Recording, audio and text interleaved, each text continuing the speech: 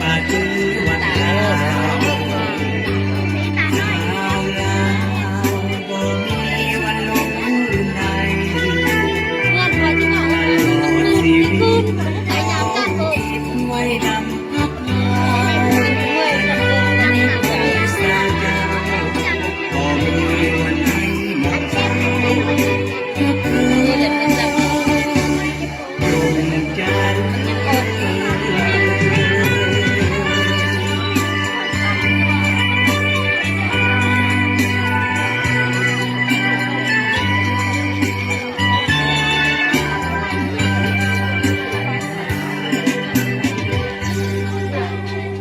อายุเลยเด้อ